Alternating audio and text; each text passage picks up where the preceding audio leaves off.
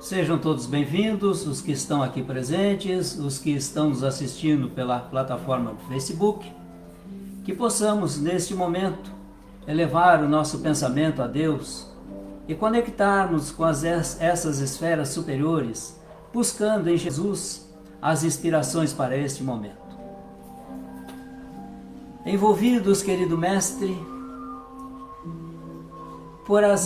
pelas mãos desses abnegados benfeitores que vêm ter conosco nesta hora, aqui em nossa casa espírita, ou onde quer que nos encontremos, somos recepcionados por esses amigos espirituais que irão captar de nós as melhores vibrações, a fim de que sejam endereçadas aos nossos irmãos em necessidade.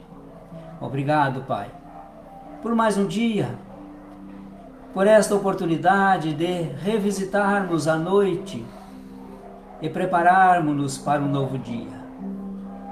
Que saibamos, sobretudo, trabalhar as nossas qualidades morais,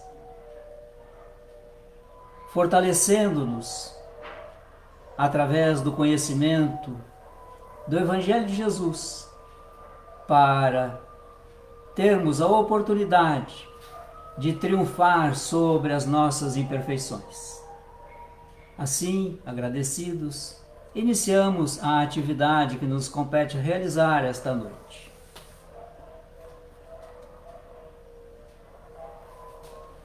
Vamos a um pequeno trecho do Evangelho segundo o Espiritismo, capítulo 21, os falsos cristos e falsos profetas. O item é o 9. Caracteres do verdadeiro profeta. Essa mensagem está assinada por Erasto e foi ditada em Paris, 1862. Nós não vamos lê-la toda, mas destacar alguns parágrafos muito importantes para que possamos conhecer as características de um verdadeiro profeta. Diz então Erasto: desconfiai dos falsos profetas. É útil em todos os tempos essa recomendação, mas sobretudo nos momentos de transição em que, como no atual, se elabora uma transformação da humanidade, porque então uma multidão de ambiciosos e intrigantes se arvoram em reformadores e messias. É contra esses impostores que se deve estar em guarda, correndo a todo homem honesto o dever de os desmascarar. Perguntareis, sem dúvida, como reconhecê-los? Aqui tendes o que os assinala. Somente a um hábil general capaz de dirigir se confia o comando de um exército. Julgais que Deus seja menos prudente do que os homens? Ficais certo de que só confia missões importantes aos que ele sabe capazes de as cumprir, porquanto as grandes missões são fardos pesados que esmagariam o homem carente de forças para carregá-los. Em todas as coisas, o mestre há de sempre saber mais do que o discípulo. Para fazer que a humanidade avance moralmente e intelectualmente, são precisos homens superiores em inteligência e em moralidade. Espíritos já adiantados que fizeram suas provas noutras existências, visto que, se não fossem superiores ao meio em que têm de atuar, nula lhes resultaria a ação. Depois, em outro parágrafo, diz Erasto, outra consideração. Os verdadeiros missionários de Deus ignoram-se a si mesmos. Em sua maior parte, desempenham a missão a que foram chamados pela força do gênio que possuem, secundado pelo poder oculto que os inspira e dirige a seu mau grado, mas sem desígnio premeditado. Numa palavra, os verdadeiros profetas se revelam por seus atos, são adivinhados, ao passo que os falsos profetas se dão eles próprios como enviados de Deus. O primeiro é humilde e modesto, o segundo, orgulhoso, e cheio de si, fala com altivez, e como todos os mendazes, parece sempre temeroso de que não lhe deem crédito.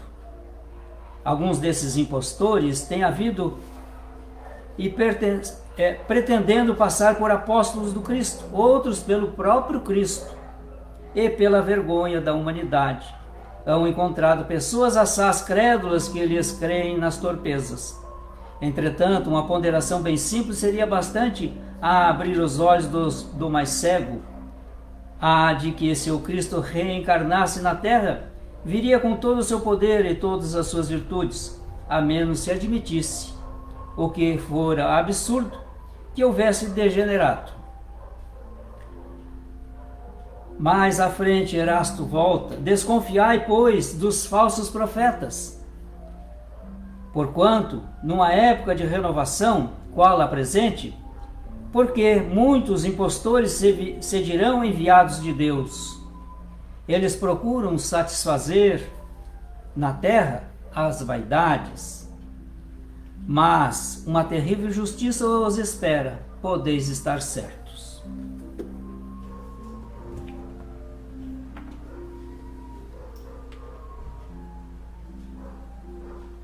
Hoje, como pouquíssimas vezes aconteceu nesse planeta, estamos experimentando uma transição de profundidade, deixando para trás um mundo de provas e de expiações e construindo o mundo de regeneração. Diga-se de passagem que esses mundos, tanto um quanto o outro, não se consubstanciam fisicamente, mas são construções dentro de nós. Quando nós ganhamos, conquistamos moralidade, inteligência e conhecimentos e passamos a obedecer à lei de Deus na sua maior pureza, estamos construindo o mundo regenerador dentro de nós. E o somatório de todas as mudanças individuais será o resultado da mudança da humanidade, que passaremos então a viver em um mundo de regeneração. Busquemos, pois, ficarmos atentos aos falsos profetas. Eles estão à nossa volta. Basta que olhemos e analisemos as atitudes deles, dos falsos profetas, com as mensagens do Cristo. Se estiverem em dissonância, são falsos. Não precisamos continuar nos enganando. Vamos à nossa oração.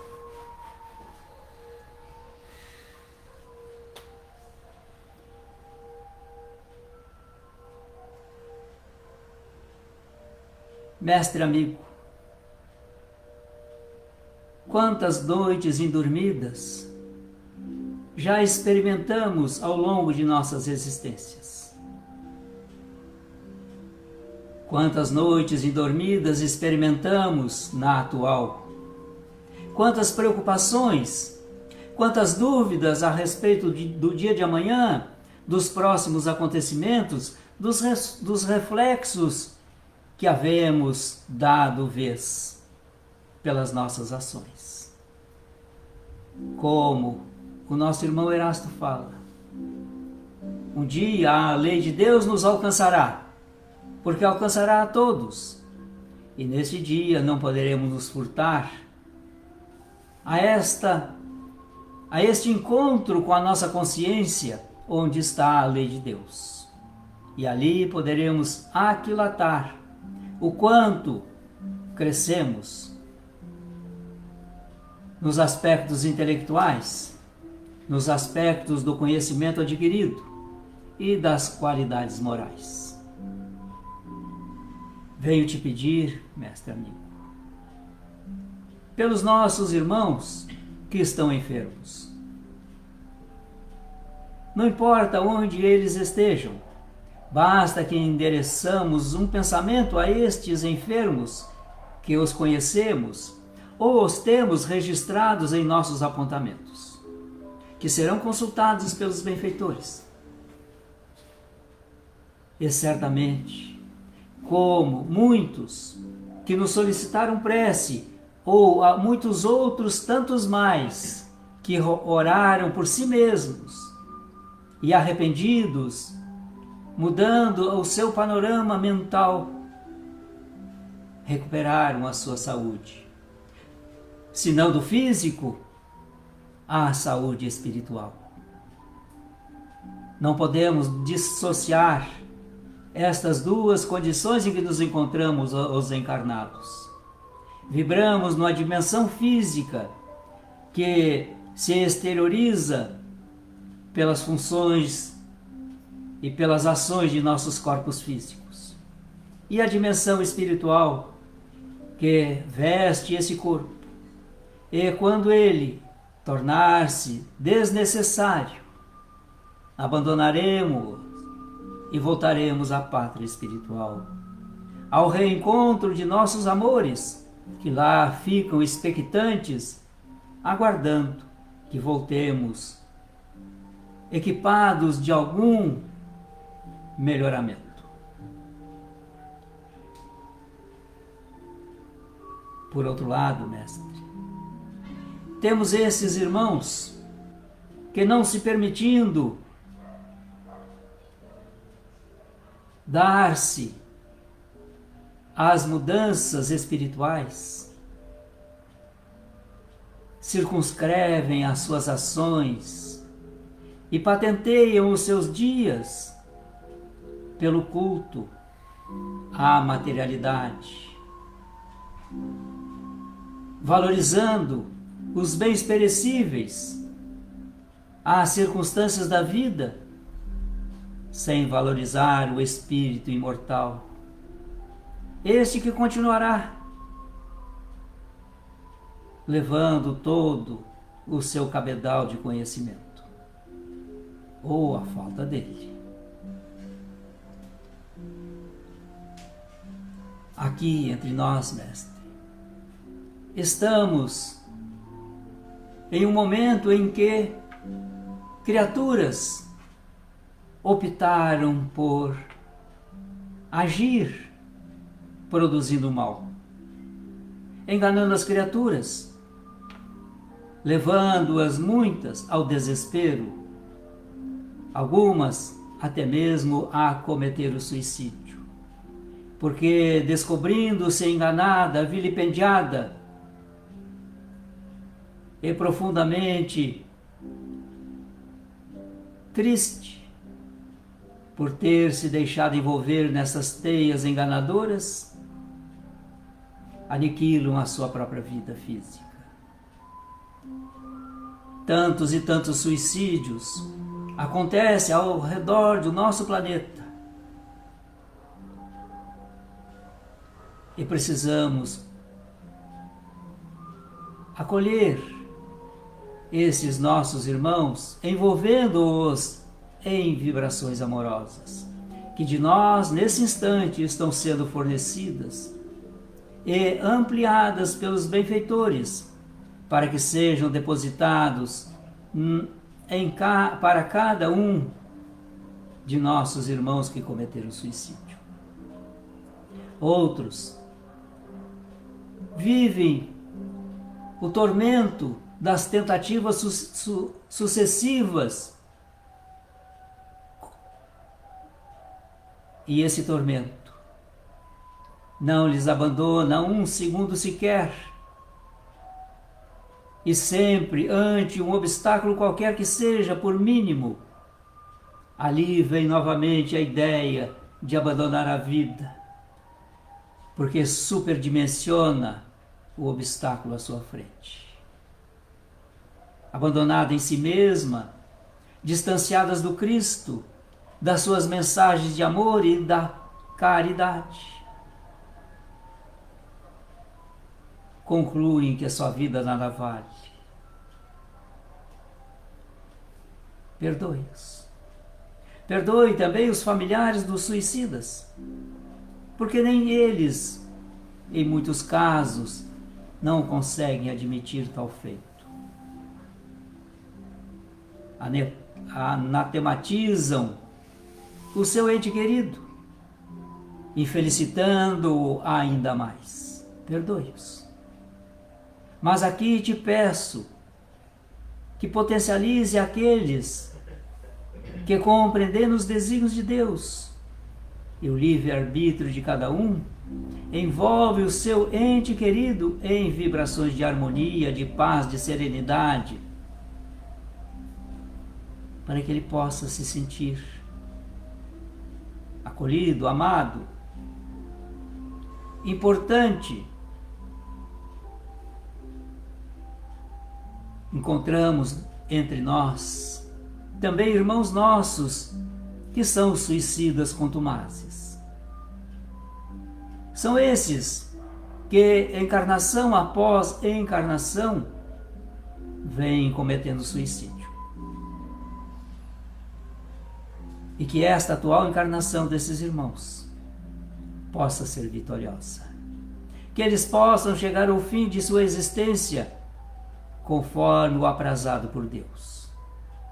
E que nós outros, que possamos estar à sua volta, envolvê-los em vibrações e estímulos, para que possam vencerem-se a si mesmos.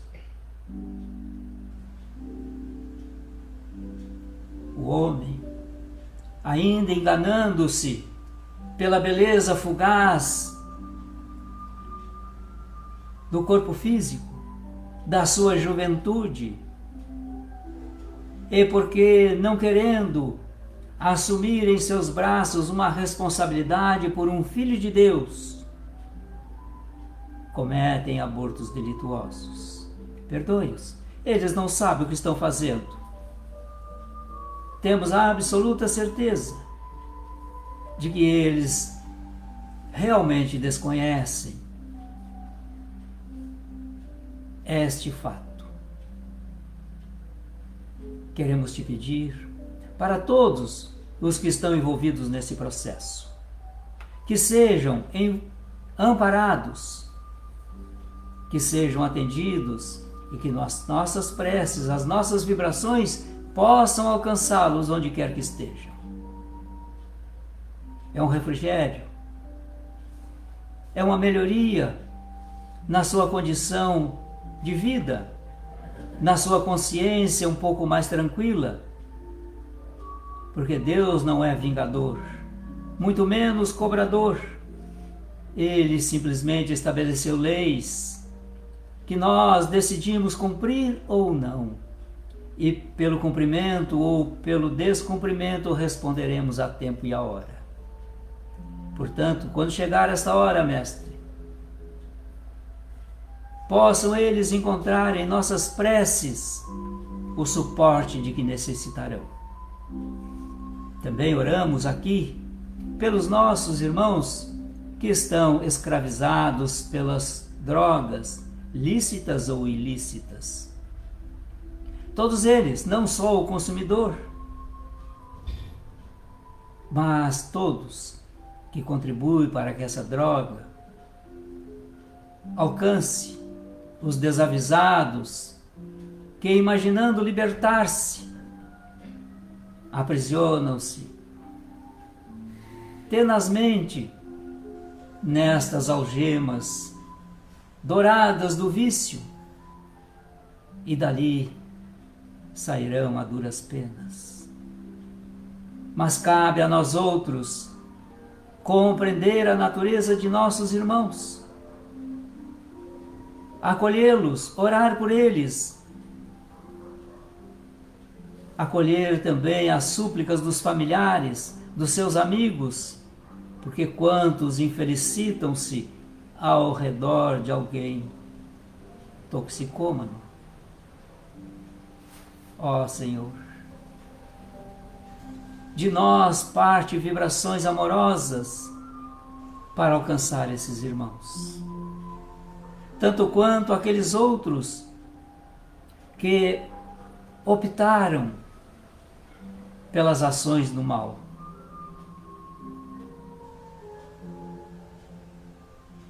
A sua opção traz a cada um deles responsabilidades que não poderão se eximir.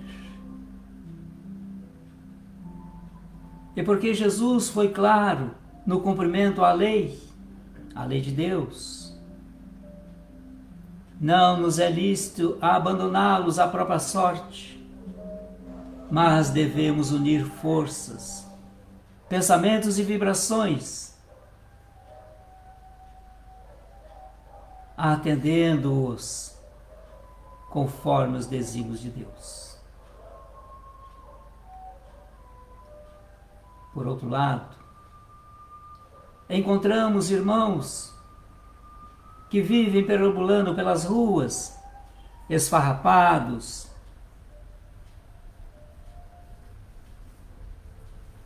famintos, enlouquecidos. Tudo porque deixaram-se envolver pelas coisas materiais, afastando-se da lei de Deus, se não agora em outras existências.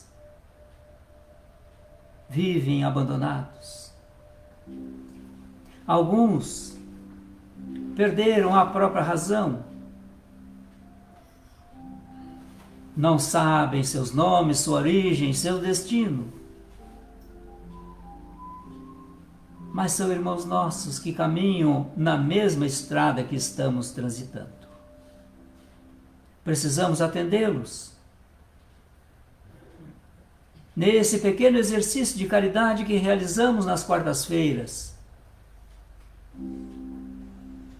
Ó Mestre,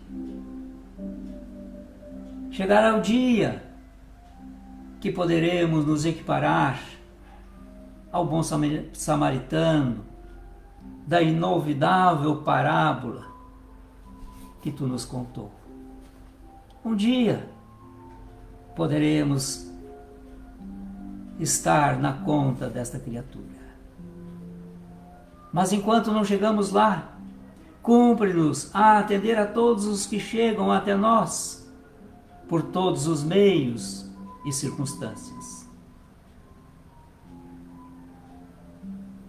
Doar o nosso tempo, a nossa audição e, se possível, emitir um bom conceito de estímulo à criatura sair da situação em que está. Senhor, a despeito da pandemia que nos assola,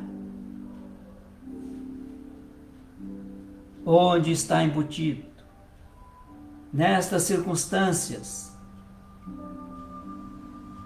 a disseminação do medo. Vamos encontrar invariavelmente consequências deste medo. Consequências estas, algumas, que se transformam em suicídios. Outros tornam-se depressivos. De todos os graus. E aqui te pedimos por eles. É difícil para qualquer um de nós tratarmos com alguém depressivo. Por mais esforço que possamos fazer, enquanto ele não anuir, teremos dificuldades de estimulá-lo a abandonar a sua carapaça em que se encerrou para despertar no mundo real, embora na materialidade.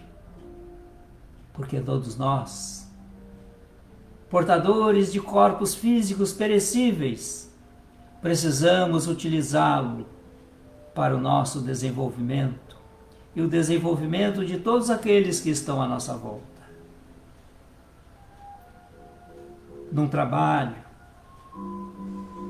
de solidariedade.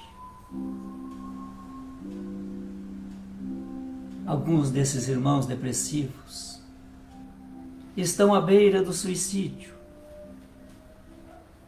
desesperados e sentindo-se abandonados porque nega-se à ação exterior,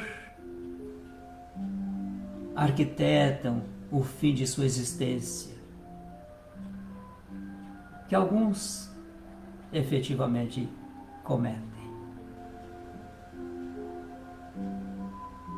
Venho te pedir pelas famílias de todo o nosso planeta. Esta instituição divina, preparada para receber os filhos de Deus e dar-lhes o bom encaminhamento enquanto estão nos verdes anos, a fim de que, quando florescerem, seus frutos sejam saborosos e abundantes no seio da humanidade. Não podemos descurar estes fundamentos familiares e as nossas obrigações, deveres para com os filhos que Deus nos confiou, porque um dia Ele irá nos pedir contas. Ajude, Mestre, a que todos nós nos aferremos no trabalho digno de engrandecer a criatura confiada a nós. Venho te pedir pelo nosso lar. E nesta hora, vamos mentalizar os nossos lares e visitar mentalmente cada cômodo, acompanhado do benfeitor destacado para tal. Enquanto fazemos essa visita, pedimos aos benfeitores que façam a asepsia do ambiente, a sua harmonização, que atenda os irmãos que lá estão, dos dois planos da vida, ou que virão a estar mais tarde. E aqueles outros que lá não precisam permanecer, sejam carreados às casas espíritas, a fim de ali receber os cuidados específicos. Quero te pedir pelos nossos irmãos de todas as religiões, de todos esses segmentos filosóficos, de todas as crenças, porque em cada uma delas, seja qual for, ali estão os fundamentos da lei de Deus, de N formas, de N interpretações. Mas a lei está lá porque a lei está na consciência de cada um de nós. Também te peço, pelos administradores, pelos governantes de todas as nações, em todos os seus níveis de administração. O mundo estertora. Banhamos os nossos irmãos com o seu próprio sangue, dada a nossa perversidade. E por eles, Mestre, venho te pedir misericórdia. Tanto quanto pelas suas vítimas. Quanta dor. Alguns irmãos nossos, nestas zonas de guerras, de conflitos titânicos, perecem os de recursos materiais, de alimento necessário e suficiente, de água potável. Talvez nós não possamos imaginar o que sejam essas necessidades. As criaturas que migram de um país a outro, abandonando todo o seu passado, levando consigo a esperança e somente a esperança. Venho te pedir por eles, Mestre. Este é o momento de transição, das grandes mudanças que tu já vinha assinalando para nós há algum tempo. Que não venhamos a ser envolvidos de roldão nestas mudanças, mas que saibamos manter a nossa atenção e realizar as nossas tarefas em acordo com a lei de Deus.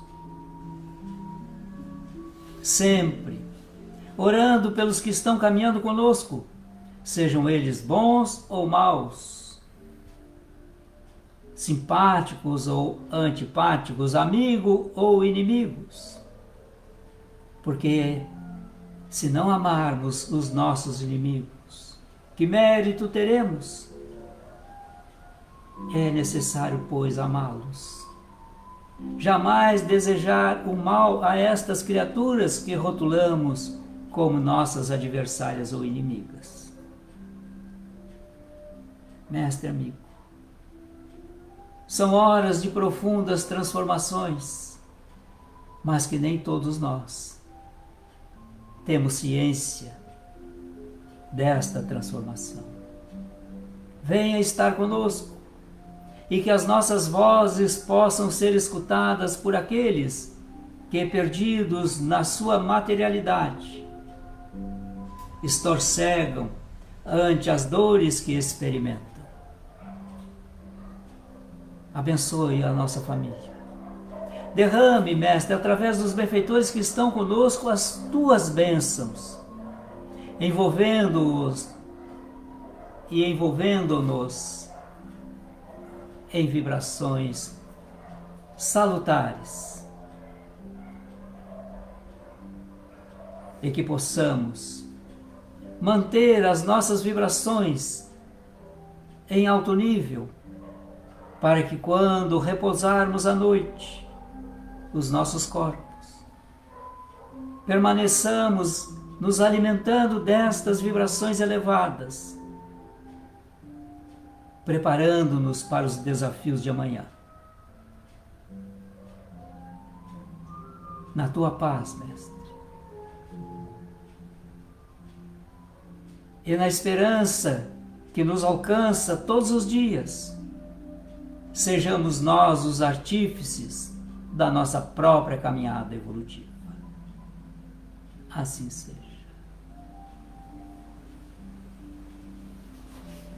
Quero agradecer a todos que nos acompanharam aqui presencialmente em nossa sede e todos vós que nos acompanharam delicadamente na nossa página do Facebook.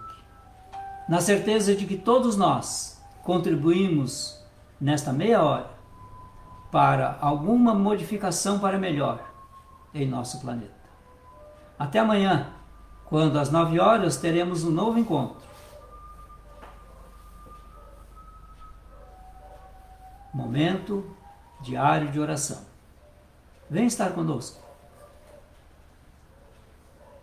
O momento exige determinação, força de vontade, coragem, mas sobretudo trabalho no campo do bem. Até o próximo encontro. Boa noite.